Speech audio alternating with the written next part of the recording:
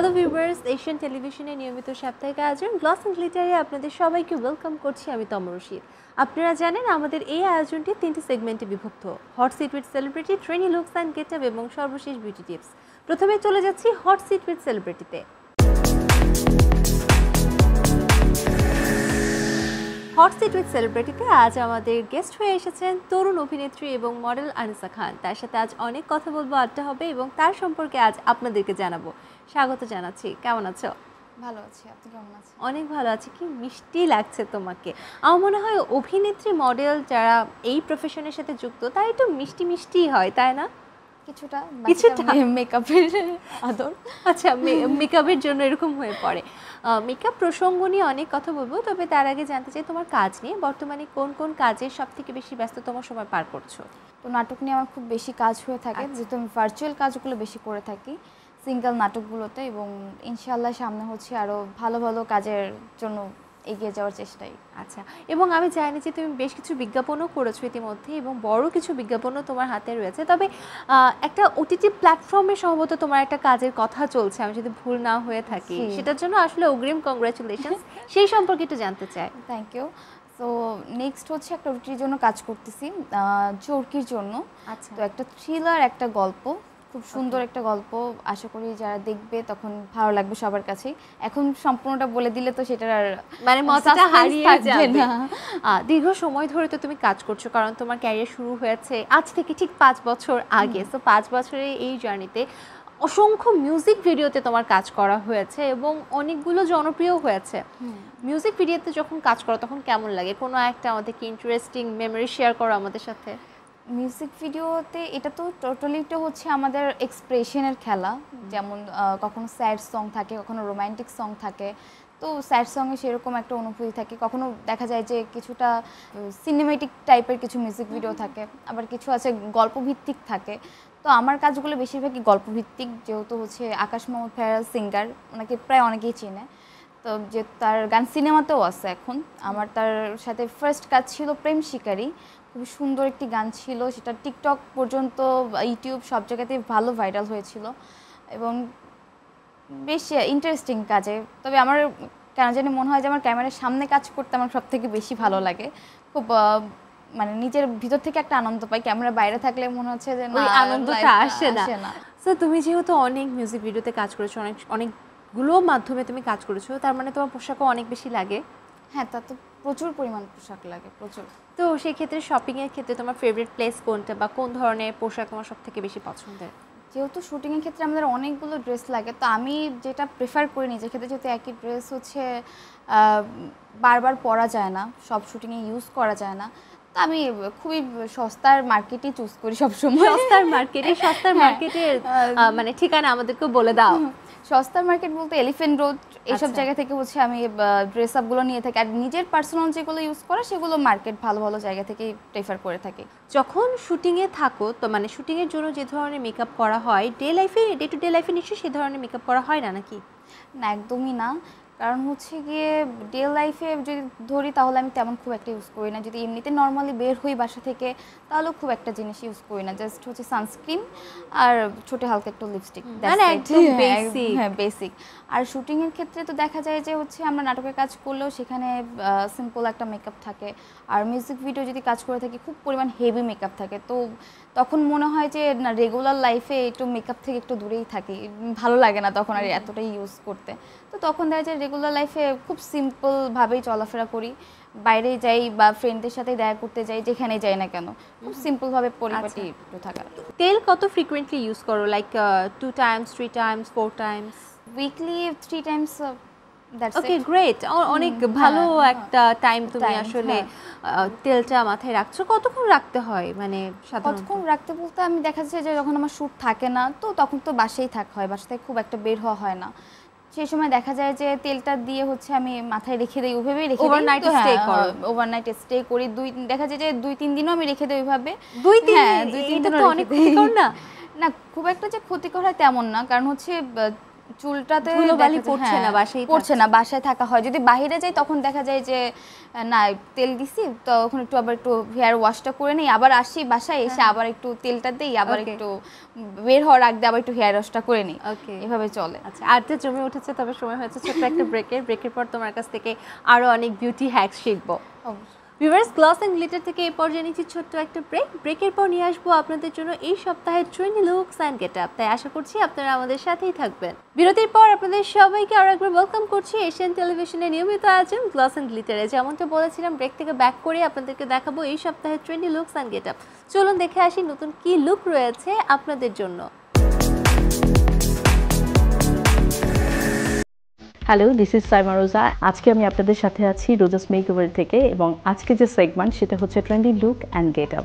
So trendy look and get আপে আজকে আমি একটা ট্রেন্ডি মেকআপ দেখাবো। সো ভিউয়ার্স, আজকে আমার সাথে মডেল আছে জয়া। দর্শক, আমি এখন যে আই মেকআপটা করব, এই মেকআপটা খুব সুন্দর একটা স্মোকি এবং গর্জিয়াস একটা স্মোকি আই লুক করব। সো ওটাকে কিভাবে সেট করতে হয় সেভাবে আমি দেখিয়ে দিব, এবং টিউটোরিয়ালটা আমার মনে হয় আপনাদের ভালো লাগবে।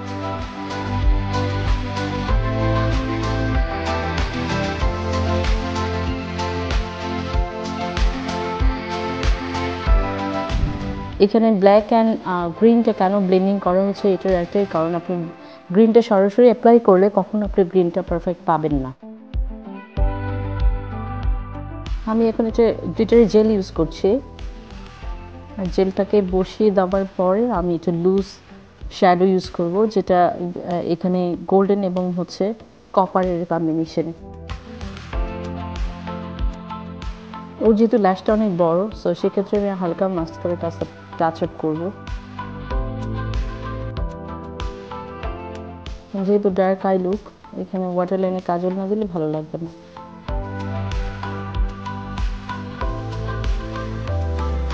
ব্রঞ্জ কালারের সাথে আমি এই কালারটা একটু অ্যাপ্লাই করছি। এখন আমরা চলে যাব আইল্যাশে, এবং আইল্যাশের ক্ষেত্রে ওই যে গামটা খুব সাবধানে লাগাতে হবে। ব্যান্ডের উপরে আমরা দেব এবং কিছুক্ষণ ওয়েট করে আরেকবার একটু অ্যাপ্লাই করব। দর্শক, আমার আইল্যাশ কমপ্লিট হয়ে গিয়েছে। এবার আমি মাস্কারা দিয়ে হালকা একটু সেট করে ফেলবো।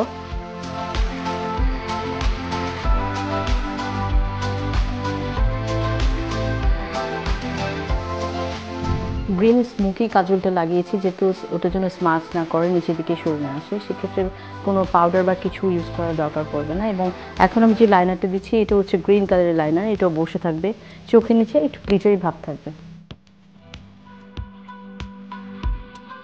এরপরে আমি চলে যাবো হাইলাইটারে। এটা আমি অবশ্যই আজকে সিলভার দিব না, আমি একটু গোল্ডেন টাচ করব। ভিউয়ার্স, আমার আজকের আই মেকআপ কমপ্লিট হয়ে গিয়েছে গ্রিন, ব্ল্যাক অ্যান্ড গোল্ডেনের কম্বিনেশনে। সো এবার আমি চলে যাব বেস মেকআপে, এবং বেস মেকআপের ক্ষেত্রে আমি যে প্রিপারেশনটা করে রেখেছি সেটা ক্লিনিং, টোনিং, ময়শ্চারাইজিং এবং প্রাইমিং। প্রাইমার যেহেতু আমার কমপ্লিট হয়ে গেছে, এবার আমি চলে যাব একদম ডিরেক্ট সরাসরি বেস মেকআপে।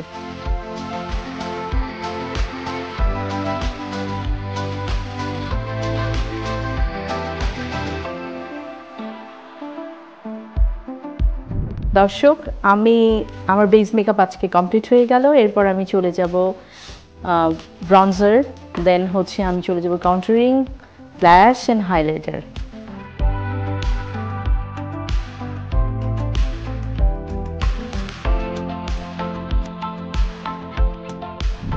ব্লাশটা কমপ্লিট করছি। ব্লাশের ক্ষেত্রে আমি একটু অরেঞ্জিশ রাখছি।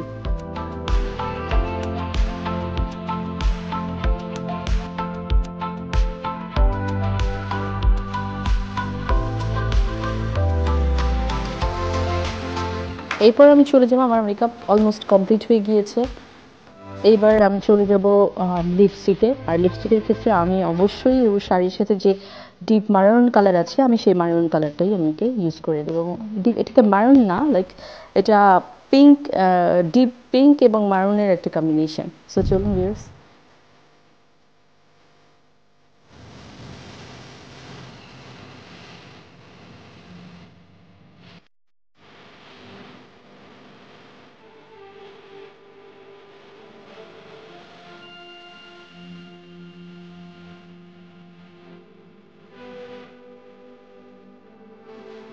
ভিউয়ার্স, হয়ে গেল আমাদের আজকের পার্টি লুক, এবং স্মোকি লুকের সাথে ছিল গ্লাস স্কিন মেকআপ লুক।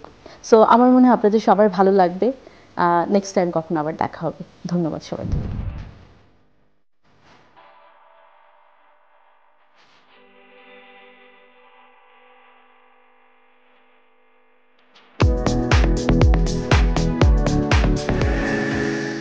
চমৎকার একটা লুক দেখিয়ে দিলাম আপনাদেরকে। এই পর্যায়ে সময় হচ্ছে ছোট্ট আরেকটা ব্রেকের পর আপনাদেরকে দেখাবো এই সপ্তাহের বিউটি টিপস। তাই আশা করছি আপনারা আমাদের সাথেই থাকবেন। ব্রেক থেকে ব্যাক করে আপনাদের সবাইকে আরও একবার ওয়েলকাম করছি। আমি তমা রশিদ এবং আপনারা দেখছেন গ্লস অ্যান্ড গ্লিটার। চলুন দেখে আসি এই মুহূর্তে এই সপ্তাহে বিউটি টিপসে নতুন কী টিপস আপনাদের জন্য অপেক্ষা করছে। Hello everyone, I am Sakirun from Sakirun's makeover salon. আজকের বিউটি টিপসে থাকছে hair care tips. Hair care বলতে আমরা প্রথমেই আমাদের মাথায় চলে আসে যে হেয়ার ফল আমাদের অনেক কারণে হতে পারে, ইন্টারনাল কারণে হতে পারে, ড্যান্ড্রফ থাকলে হতে পারে, অয়েলনেসের জন্য হতে পারে, শ্যাম্পুর জন্য হতে পারে। তো আমরা ফার্স্টেই ফাইন্ড আউট করব আমাদের কি কারণে হেয়ার ফলটা হচ্ছে। ড্যান্ড্রফ থাকলে আমরা অবশ্যই ড্যান্ড্রফ ট্রিটমেন্ট করব। অ্যান্ড অয়েলি স্ক্যাল্প হলে আমরা আমাদের স্ক্যাল্পের সাথে যায় এমন কোনো শ্যাম্পু ইউজ করব। অ্যান্ড অবশ্যই আমাদের হেয়ার অনেক ক্লিন রাখবো। আমাদের হেয়ার অনেক রাফ হয়ে যায়, বিশেষ করে শীতে তো আরও বেশি রাফ হয়ে যায়। তো রাফনেসের জন্য আমরা অবশ্যই আমাদের হেয়ারের সাথে যে শ্যাম্পু যায় সেরকম একটা শ্যাম্পু সিলেক্ট করব। অ্যান্ড সপ্তাহে অবশ্যই একবার অয়েল ম্যাসাজ করব, কন্ডিশনার ইউজ করব বাসায়। অ্যান্ড অবশ্যই প্রফেশনালি একবার হেয়ার স্পা নিব। আমরা অনেকেই হেয়ার কালার রিবন্ডিং করে থাকি, সেক্ষেত্রে আমাদের হেয়ারটা আরও বেশি ড্রাই অ্যান্ড ড্যামেজড হয়ে যায়। তো আমরা বাসায় তো বেশি বেশি কেয়ার নিবই, সাথে প্রফেশনালি উইকলি বা 15 ডেজে যদি একবার হেয়ার স্পা বা ক্যারোটিন ট্রিটমেন্ট নিতে পারি তাহলে আমাদের হেয়ারটা আরও হেলদি লাগবে। অনেক সময় দেখা যায় আমরা হেয়ার ট্রিটমেন্ট করছি, কেয়ার নিচ্ছি, কিন্তু কোনো কাট করছি না, ইচ্ছা মতো লম্বা, কোনো শেপ নাই। আমরা যদি একটু সুন্দর করে হেয়ার কাট করি তাহলে হেয়ারটা দেখতে আরও হেলদি লাগবে, সুন্দর লাগবে। আমরা অনেক সময় বাসায় অনেক এক্সপেরিমেন্টাল ওয়ার্ক করে থাকি, সেক্ষেত্রে অনেক সময় হেয়ার ড্রাই ড্যামেজ হয়ে যায়। তো আমরা চেষ্টা করব এক্সপিরিয়েন্স কারো হাতে যেন সবসময় আমাদের হেয়ারের কাজগুলো করাতে, যেমন colour, rebonding and all this thing. আমরা বাসায় অল টাইপ অফ হেয়ারের জন্য একটা ট্রিটমেন্ট করতে পারি। আমরা আগে অয়েল ম্যাসাজ করে তারপরে একটা প্যাক বানাবো। প্যাকের জন্য লাগবে ইনগ্রিডিয়েন্ট, যেটা হচ্ছে টক দই, মেথি গুঁড়া, ডিমের সাদা অংশ একসাথে পেস্ট করে আমরা পুরো চুলে লাগিয়ে নেব। তারপরে আমরা আধা ঘন্টা পরে শ্যাম্পু কন্ডিশনার করে ফেলবো। এটা সব ধরনের হেয়ারের জন্য অনেক ভালো কাজ করবে। এগুলাই ছিল আজকের বিউটি টিপস। ধন্যবাদ সবাইকে। বিউটি টিপসগুলো কেবল ফলো করলেই হবে না, অবশ্যই এগুলো বাসায়ও আপনার ট্রাই করতে হবে, তখনই কিন্তু আপনি উপকার পাবেন এই টিপসগুলো থেকে। আমরা চলে যাচ্ছি আবারও আমাদের আজকের গেস্টের সাথে আড্ডায়। অনেকগুলো টিপস নিয়ে কথা হচ্ছিল, আমি আমার অডিয়েন্সকেও অনেকগুলো টিপস দেখিয়ে দিয়েছি রিসেন্টলি। এখন একটু তোমার ঘোরাফেরার ব্যাপারে জানতে চাই। সারাদিন শুটিং করছো, কিন্তু নিজেকেও তো রেস্ট দিতে হয়, আবার পড়াশোনাও করছো। ঘোরাফেরার টাইম কি পাও বা পরিবারের সাথে সময় কাটানোর সময়টা পাও? সময়টা পাওয়া বলতে হচ্ছে যখন ব্রেক টাইমটা থাকে বা কাজটা থাকে না, বা হচ্ছে গিয়ে দু একদিন তো ব্রেকের তো অবভিয়াসলি প্রয়োজন পড়ে, তখন হচ্ছে দেখা যায় যে ফ্যামিলিকে একটু টাইম দিই বাসায় বসে। কারণ ফ্যামিলি খুব একটা বাসা থেকে বের হয় এমনটা না, কারণ বাসাতেই থাকে, তো বাসাতেই টাইম দেওয়া হয়। আর হচ্ছে যদি দেখা যায় যে বাসায় ফ্যামিলিকে টাইম দেওয়া হয়ে গেছে, তখন দেখা যায় যে ফ্রেন্ডদের সাথে একটু আড্ডা দেওয়া, বাসার কাছে কোথাও হচ্ছে আড্ডা একটা জোন থাকে না, তো ওরকম সবাই মিলে হচ্ছে ফ্রেন্ডদের সাথে একটু আড্ডা দেওয়া, একটু মাস্তি করা, দেন হচ্ছে বাসায় চলে আসি, এইটুকু পর্যন্ত। তো খুব একটা যে বাইরে স্পেসিফিক টাইম দেওয়া সেরকম দেওয়া হয় না, ওই বাসা, কাজ আর ফ্যামিলি। আর দূরে কোথাও ঘুরতে যাওয়ার ক্ষেত্রে? দূরে ঘুরতে যাওয়ার ক্ষেত্রে হচ্ছে সেরকম তো খুব একটা যাওয়া হয় না, শুটিংয়ের পারপাসেই দেখা যায় অনেক জায়গায় যাওয়া হয়। কোন কোন জায়গা ঘুরেছো এখন পর্যন্ত শুটিংয়ের জন্য? শুটিংয়ের পারপাসে ঘোরা বলতে কক্সবাজার, দেন হচ্ছে সুন্দরবন, রাঙামাটি, বান্দরবন। সুন্দরবনের একটু ইতিহাস বলো, শুটিংয়ে সেখানে কেমন লেগেছিল? বিকজ সেখানে শুটিং নিশ্চয়ই অনেক টাফ ছিল। ভাইরাল একটা মিউজিক ভিডিও প্রেম শিকারী, তো ওইটার মিউজিক ভিডিওটার কাজটাই আমরা সুন্দরবনে করেছিলাম। সুন্দরবন, মংলা, খুলনা মিলে হচ্ছে টোটালটা শ্যুট করা আমাদের। খুব সুন্দর একটা এক্সপিরিয়েন্স হয়েছে, যার জন্য কিন্তু অডিয়েন্সরাও সেটা খুব ভালোভাবে অ্যাকসেপ্ট করেছে। এই তো ছিল তোমার পুরো ট্রাভেল। তুমি ফিটনেস কিভাবে মেনটেন করো? বিকজ তুমি ভীষণ ফিট, এবং যেটা আমাদের ইন্ডাস্ট্রির জন্য খুব প্রয়োজনীয়। অনেকেই আছে যারা আসতে চায় কিন্তু ফিট না। ফিট থাকার জন্য কি করতে হবে? ফিট থাকার জন্য আমার তো হচ্ছে যেরকম যেই রুটিন নাই বলা যেতে পারে আমি খুব সিম্পলভাবেই চলাফেরা করি, যেমন সিম্পল ফুডই খাওয়া দাওয়া করি। সকালের যেটা নাস্তা থাকে সেটা নাস্তা খাওয়া দাওয়া করি, দেন দুপুরে যে লাঞ্চটা থাকে সেটাই। যে আমার যে খুব হেভি যে জিম করা বা একটু ওয়ার্কআউট করা সেটা হচ্ছে আমি ঘরের মধ্যেই করে নিই যতটুকু আমার দরকার। কোন ধরনের ওয়ার্কআউট তুমি বাসায় করছো? ওয়ার্কআউট বলতে হচ্ছে যেমন হচ্ছে অনেকে দেখা যায় যে অ্যাজ এ আর্টিস্ট বা মডেল যেই হোক না কেন তাদের যদি পেটটা বেড়ে যায় তাহলে কিন্তু ভালো লাগে না দেখতে, একদমই ভালো লাগে না দেখতে। একটু শরীরটা টাইট ভাবে থাকলে তখন সেটা ভালো লাগে দেখতে, একটু টোনড আপ থাকলে অ্যাকচুয়ালি ফিট বোঝা যায়, ফিট বোঝা যায়। তো সেই ক্ষেত্রে হচ্ছে up and down, that's it, যাতে পেটটা যাতে না বের হয় এতটুকুর জন্যই। আর তেমন কোনো কিছু আমার করতে হয় না, কারণ আমার কেন জানি না আমি যতই খাই না কেন মনে হয় আমার স্বাস্থ্য খুব একটা বাড়ে না। আচ্ছা, অনেক লাকি যে খাচ্ছি, ইনটেক করছি, বাট আমার ওয়েটটা গেইন হচ্ছে না, এইটুকুই। বাট ওই একটু টুকটাক মানে ফ্রি হ্যান্ডিং এক্সারসাইজ এতটুকু পর্যন্তই। খাওয়া দাওয়ার ক্ষেত্রে পছন্দ কোন ধরনের খাবার? পছন্দ বলতে গেলে ফাস্ট ফুড। এটা সাংঘর্ষিক হয়ে গেল না? ফাস্ট ফুড বলতে পিৎজা মোস্ট ফেভারিট আমার, সব ফার্স্টে। আচ্ছা, পিৎজা খাওয়ার পর কতবার আপ ডাউন করো? পিৎজা খাওয়ার পর আমার আপ ডাউন বলতে গেলে আমি জাস্ট মর্নিংয়ে একবার করি, যেদিন আমার শ্যুট থাকে। শ্যুট না থাকলে দেখা যায় যে খুব একটা আমার উঠা হয় না খুব একটা সকালে। যেদিন শ্যুট থাকে সেদিন হচ্ছে মর্নিংয়ে উঠলে দেখা যায় যে 10 থেকে 15 বার এরকম। আর হচ্ছে নাইটে ঘুমাতে যাওয়ার আগ দিয়ে তখন 10 থেকে 15 বার। That's okay. সো অনেক টিপস পেয়ে গেলাম আমরা। থ্যাংক ইউ সো মাচ যে তুমি আজ এসেছো এবং সুন্দর সুন্দর টিপসগুলো শেয়ার করেছো, অনেক ভালো লাগলো। আমাদের অডিয়েন্স যারা আছে তাদের জন্য যদি কিছু বলতে চাও?